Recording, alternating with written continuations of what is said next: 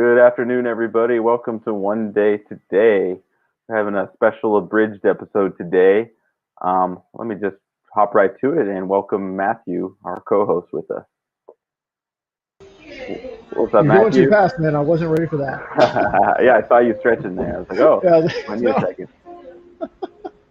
So today we wanted to just kind of share. It's the holidays and everyone's kind of in the grind, including myself. It's the eighth night of Hanukkah. We have Christmas next week. We got New Year's. We have the end of this year and the new year starting. So we wanted to just kind of take today and just kind of have a conversation about where we're at and see where it goes. This has been a journey. A year ago, this all began, and it started with me really sharing my experience when I grew up. I didn't really feel like I fit in, and how much I hid from myself in fear of what other people would think of me, and fear of not belonging, of not fitting in. And as soon as I shared my story, I just got so much, just an avalanche of just people who sharing similar stories, sharing similar experiences. So that's why we created this. Is this space is just a place for you to really share what you've experienced in your life. What was the dark night of your soul, and what did you see in yourself? What did you discover yourself to be in that experience of that dark night of your soul? And it's been so transformative because really what I'm discovering, like all the old prophets, the old scriptures all say the same thing, is that there's strength and weakness, there's power in our vulnerability, and it's like our true power is really in seeing how powerless we are. And that's what's been so enlivening and enlightening about this space, is that people from all over the world, every creed, every color, every type of person, still cries and laughs and experiences the fears and the struggles, but also the joys and triumphs of life. And that there's so much power in ourselves to discover through the things that seemingly hold us back, that the things that block us. And what we're doing at One Day here, what we're actually doing now, what Matthew and I have been working on the past couple months pretty vigorously, is we're creating a book. And it's going to be a whole new platform that we create and launch the virtual stage from sharing your stories, sharing your experiences, that we are launching our holiday movement based on our shared human connection, based on you overcoming the dark night of your soul and who you discovered yourself to be through that darkness. In that darkness, what made you find the light, and how did you find yourself through that, and what opened up for you? But I'm so excited for what's to come in this next year. This book that we're creating is going to just really impact communities and individuals around the world. Our neighbors, our friends, our families, people that we've never even met. They're going to hear your stories, and they're going to hear our stories, and really see themselves, and really see the mirror that is One Day, that we all, loving my neighbor as myself, is loving myself, is loving my family, is loving my neighbor. And there's so much possibility when we actually stand in that truth. And that's what we're committed to, is really to hold up just the beauty that we have accessible right now, when we choose to focus on our shared connection, our shared experience. yeah, exactly. It's been interesting for me lately in that you said it started with the being scared of sharing yourself. And I have a very similar experience, or had a very similar experience. And over the past 8, 9, 10, whatever months, I don't know, time is weird.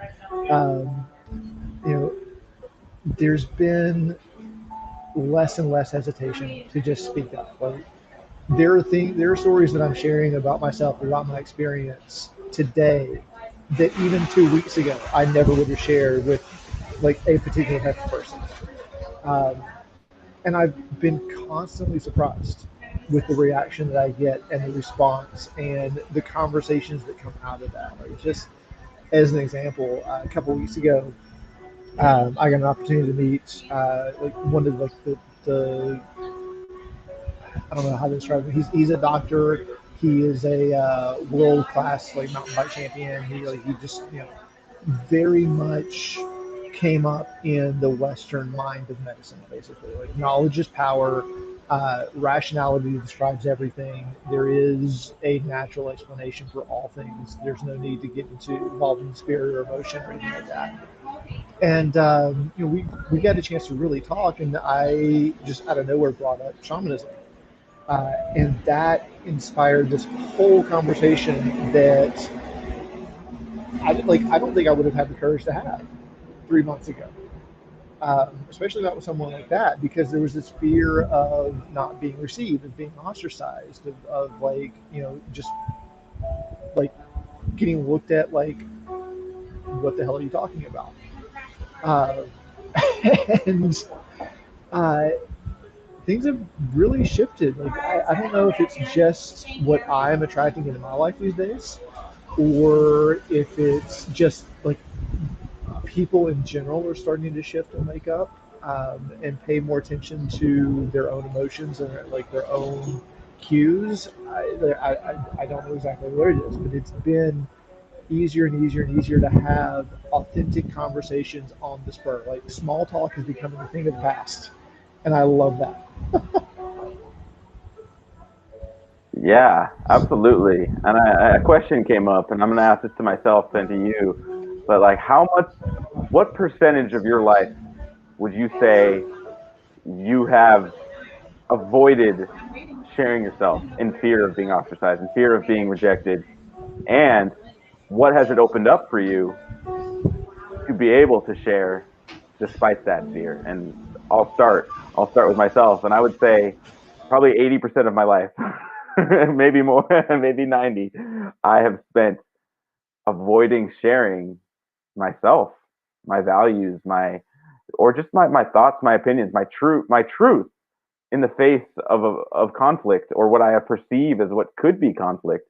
But most of my life, I could confidently say I have not shared in fear of not fitting in, and the fear of, just like you're just saying with that conversation about where you brought up shamanism. It's like I've had so many conversations, a, a vast variety of conversations that I have not spoken.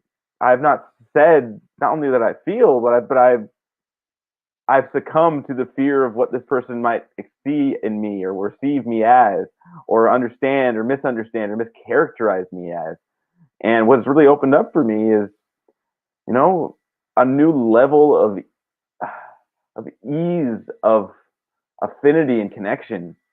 What I really discovered, since, this movement, this vision, kind of opened up a lot for me.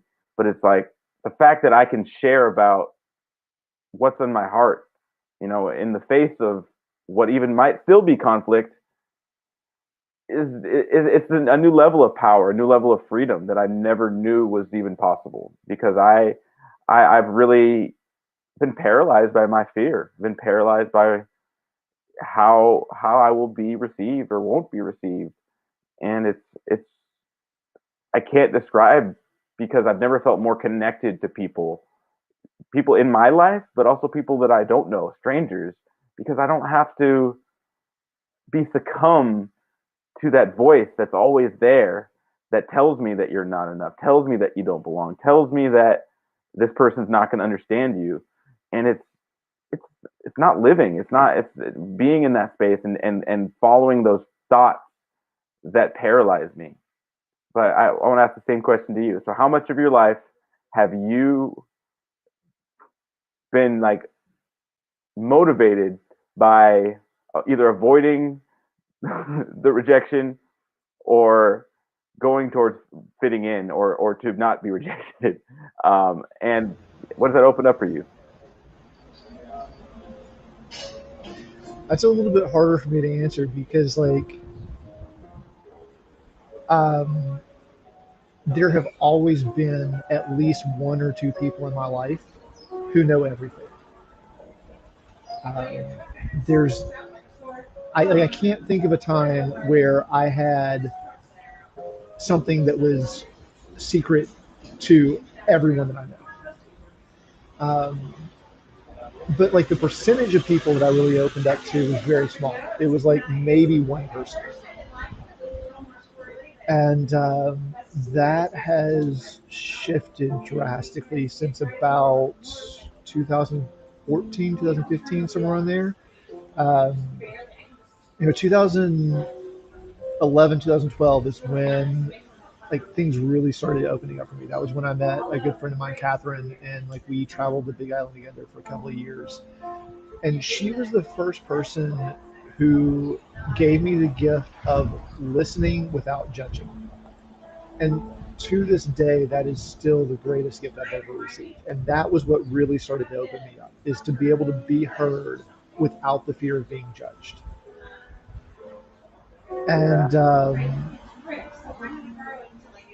since then, what I've recognized is that I am my own harshest critic.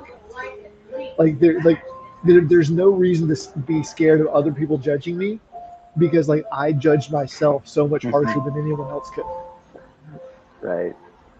So 100%. yeah, and like it's kind of that realization that has given me the courage to start sharing more of myself with more people. Mm. And now, like, I tend to be pretty open with everyone that I meet. Like, it's not from a place of like, does this feel safe? But it's more of a place of, is it loving for me to share this? Like, is it appropriate for me to share this? Can this person receive this? Like, are they capable of hearing? And because like before there's a lot of bitterness. Like most people I met, like I had this preconceived judgment that they wouldn't be capable of understanding what I was going to say to them, Hmm. and so I wouldn't say a lot of things.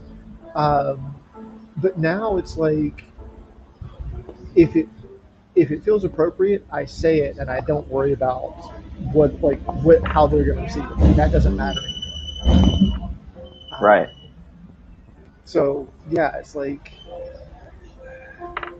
I'd say it probably went from me sharing only like 10% myself, because like I was only sharing one or two people. So like Hmm. now it's probably 85% of myself, because I'm sharing it with most people, Yeah. somewhere on there. Yeah. Yeah. Uh, and there Right. was something you said that I want to ask you about. Like, how did you put it? Oh, I just had it. Now it's gone. Um, what was it you were saying about?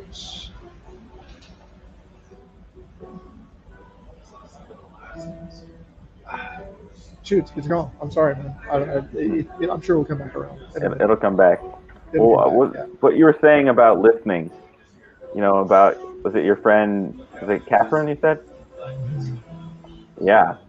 I I'm amazed at I also very recently discovered the true power of listening, and it's how communication and how connection is less about what we say and more about how we listen, you know, and there's so much power in listening without judgment, just hearing and seeing the human, and really they say what they say, they don't say what they don't say, and holding space for that.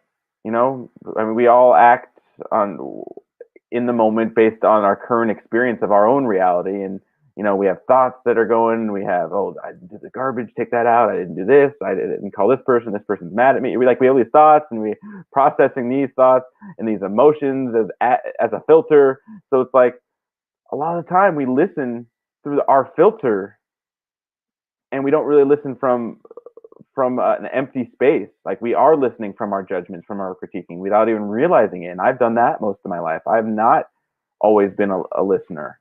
I've not always discovered the power of listening, and how I've you know who I am and how I'm listening to other people as really defines what's possible. And if I hear you, if I'm going up to you and I'm already have some preconceived notion about you that you might be a certain way, or this person's not going to like me, or this person's going to judge me, or this person's angry, or they're sad, or they're this or that, or when I just build on my assumption of what your experience is, I'm listening to you with that filter that I made up.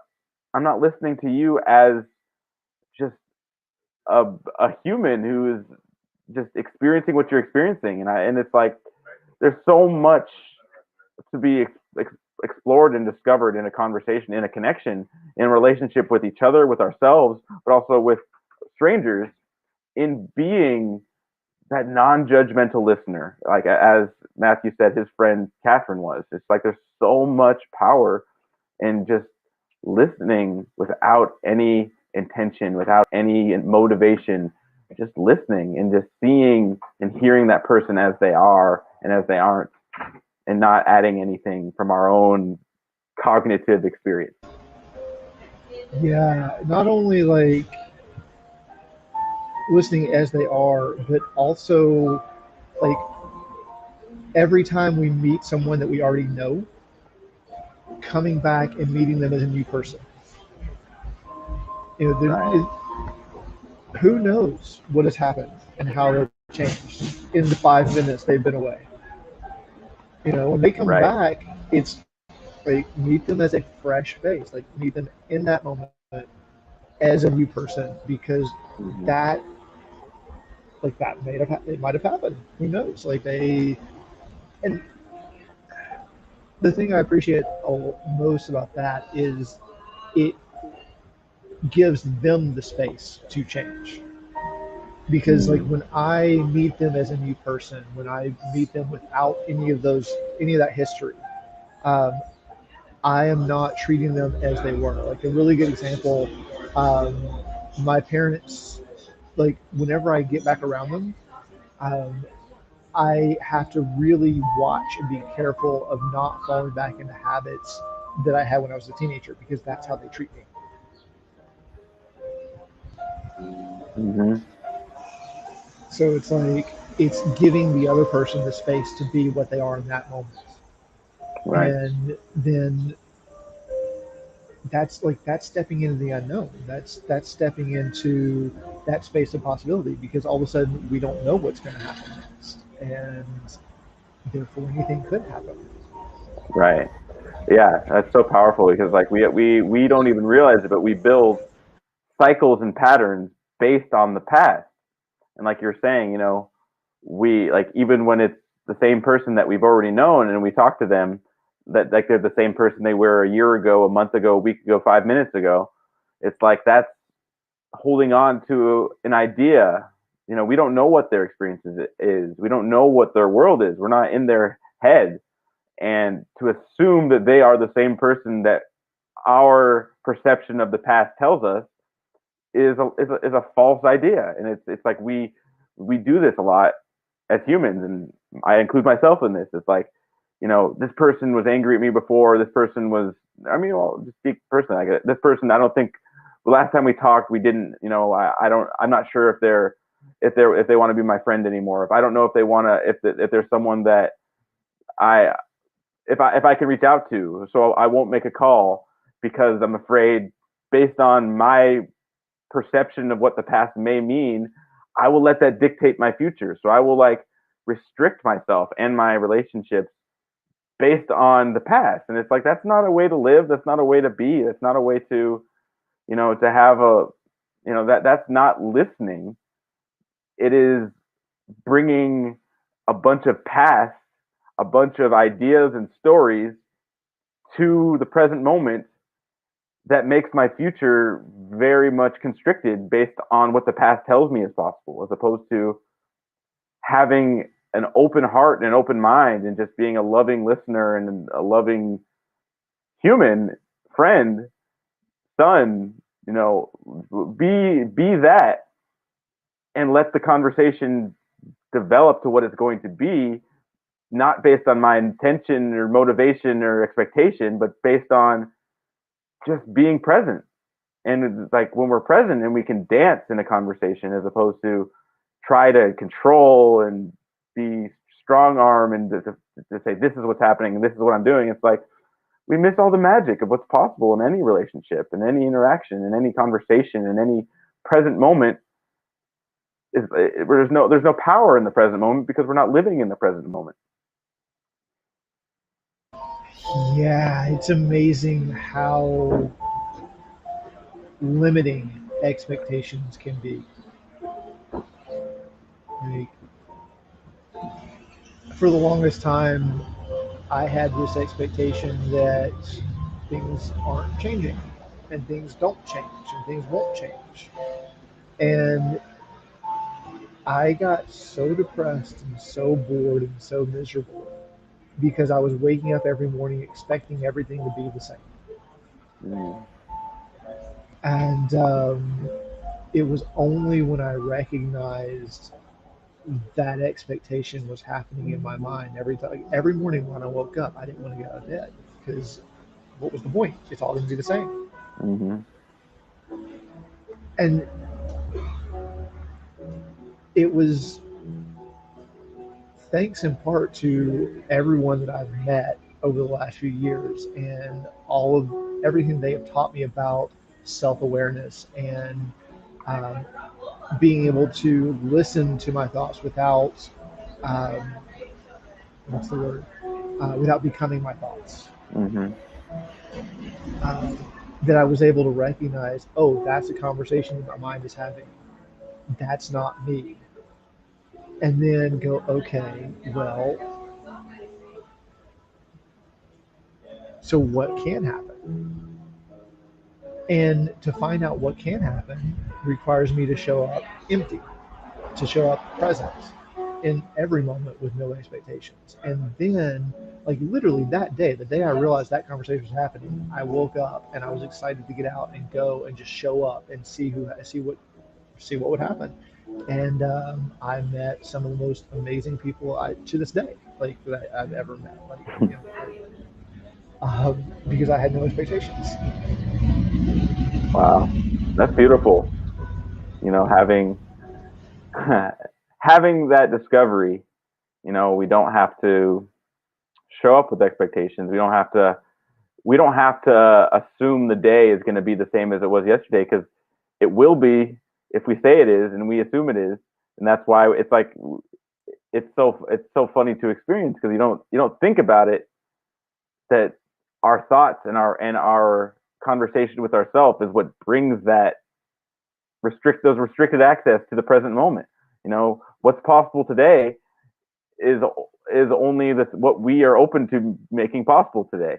If we say tomorrow is the same as today, then that's what's available. But if tomorrow is as open and as undefined, as unknown, and as anything can happen, if that's what we know is true, because that is the truth.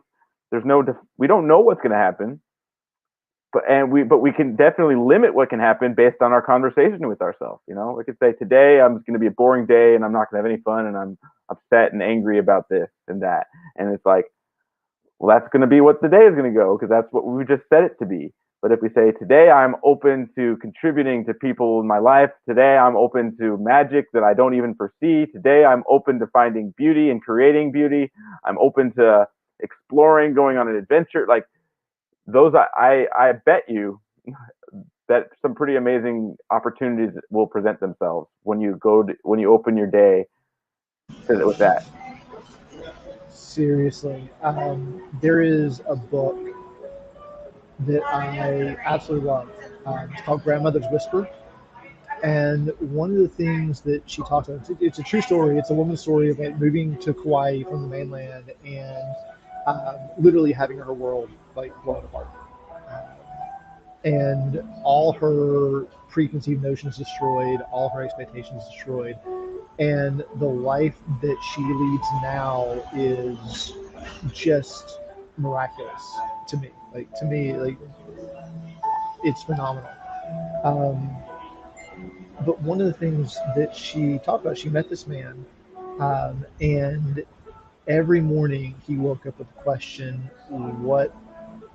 do the grandmothers have for me to do today? And he would tune in to that question and listen to the grandmother's whisper.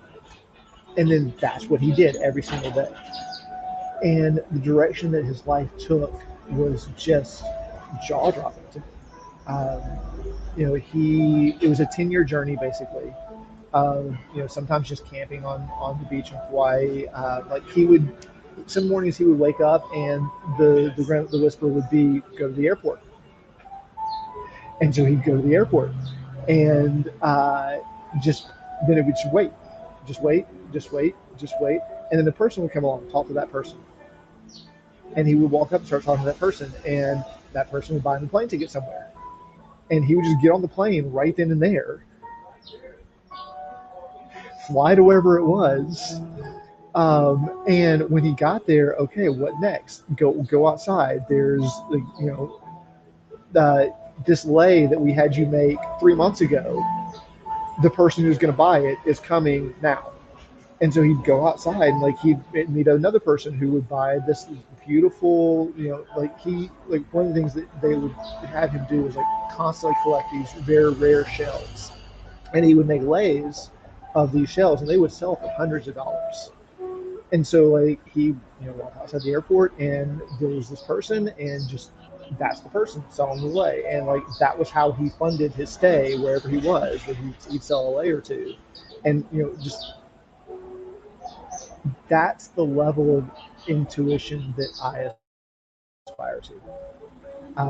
He called it grandmother's whisper. For me, I call it listening to that thing that's bigger than myself. Other people call it intuition. Other people call it love. Other people call it the universe, or the Holy Spirit, whatever. Um, but like that level of commitment to showing up and being present and acting from the divine is what I aspire to. And looks like you found the quote. Oh, you're muted. The quick go that something you said earlier just kind of reminded me of this, and it also has some brand recognition. So here we go. This is Groucho Marx. He said, "I, not events, have the power to make me happy or unhappy today. I can choose which it shall be. Yesterday is dead. Tomorrow hasn't arrived yet. I have just one day, today, and I'm going to be happy in it." Absolutely. Some wise words from one of the satirists of yesteryear. Um, I think it's so powerful. Like I've really discovered, it blows my mind still, just the power of intention, of how much of our experience is our own story with ourselves. It's like it boggles my mind how much a bad day can be beautiful, and how much a beautiful day can be horrible. And it's like it's so much based on our choice of how it's going to be. I mean, obviously things happen. We get our heart broken sometimes. We sometimes, we are at the crosshair of somebody else's rage, or someone else's resentment, and we get in the path of chaos of maybe our own or somebody else's doing. But it's still a choice whether we react to that or we respond to that. And things can happen that I don't want to happen. I could be working on something, and my computer could crash and I lose all my work, and I could be like I lost all my work. But it's like when I turn to gratitude, I'm pretty lucky that I have a computer, pretty lucky that I have a working brain, a working that I have. Like it's like the whole idea of gratitude is that even when things fall or slip away, things that we have, the things that are important, there's still so much we have to be grateful for, despite what maybe slipped away from our grips. And it's so powerful because there's no there's no such thing as bad days anymore. There's only growing experiences. There might be uncomfortable moments, but it's like on the other end of an uncomfortable moment is something beautiful, which is is growth, is something, a bigger experience of ourselves. It's like, hey, I came over this experience that could have knocked me on my ass, and I could have just cried and been like a turtle on the back of its shell, and I could have just been a victim about it. But it's like, no, I chose to not respond to that, and I chose to find the beauty, the strength, the courage to overcome this circumstance that I didn't foresee. And it's like choosing the present moment, even when it seems and it feels contrary to what our senses say is a good thing, is a amazing practice. And I think gratitude is at the root of that. Absolutely. Like right now, um, I am grateful for this. Hold on, I'm going to turn the computer around and show you Mhm. something. If he doesn't fly off, hopefully not. Oh, nope, there he went. So I was slightly distracted. Like I heard what you said, but there was this little finch that was sitting like literally 3 feet away from me, just like talking to me the entire time you were speaking, Hmm. just staring right in my eyes. Um, and For whatever reason, I feel like that might be the time to say aloha for this episode. I kind Hmm. of feel like there's somewhere else for me to be tomorrow. So, Sounds great. Well, I think it's been so I was going to say magical, but this whole experience of with this stage and the people that have come in our sphere. I'm just so great. Speaking of gratitude, I'm so grateful for this stage and for the people that have surrounded themselves with this vision and to see themselves and co-creating this new conversation, this new world with us. And it's like it's so it's so easy to focus on the things that we can't do. That doesn't do anything for us in the like there's so much possibility when we recognize the power that we have. And that's why we me and Matthew hold this stage. It's really to hold the gift that you have to share, because we know what you have is something that enriches us all. It's something that works towards our vision of humanity rising in a connected world, with each person's unique contributions being valued and magnified through a higher level of collaboration, producing unprecedented new realms of possibility. And that's what we're holding this space for. you know, seeing this now, like looking at it fresh, there is one thing I'd love to change in that vision. What's that? Um, Not each person, but each being. I got that. Yeah. What underlies the person is who they're being. Yeah, very much so. I love it. Um, and part of this stage, the invitation is to come and discover who you are, what you are to be, like what you are being, or what you came here to be. That is a very big part of this. That invitation into authenticity, into vulnerability, into self discovery. And I love it. I think I'll end it with a question on that yeah, note, which I said before is, what if your authentic self is bigger and more powerful than you ever could imagine? What if? Just want to invite you to consider that. Like, what if who you truly are is bigger and greater and more powerful and more free and expressed than this machine up here could ever even comprehend? My invitation to you is to share your story and your experience with us, because we want to hear your story, but we also want to share your gifts, because your gifts are what makes this world beautiful in every present moment. And if when we choose to co-create this new world together, this new conversation in every present moment, just imagine the seeds we can plant together. So I want to invite you, share on this stage, share your gifts, share your experiences, share the dark night of your soul, that you found the light and you found yourself and the other side of it, because there's something powerful there in your vulnerability and your authenticity that changes the course of our collective reality. And that might sound like a grandiose thing, but it's true. It's there's no like everything you do, everything you say, everything you don't do, everything you don't say has an impact and has a ripple across all that is and all that ever will be. That's how powerful you are. I love the way Alan Watts put it. He said, "You are the center of the universe. Everything that has happened up to this moment has happened to place you exactly where you are today, in this moment. And everything that will happen from this moment on can only happen because you are exactly where you are, being exactly what you are. You are literally the center of the universe." Wow, powerful. Wow, I love it. So I want to just say thank you all for hanging out with us on this Thursday, this last evening of Hanukkah 2020.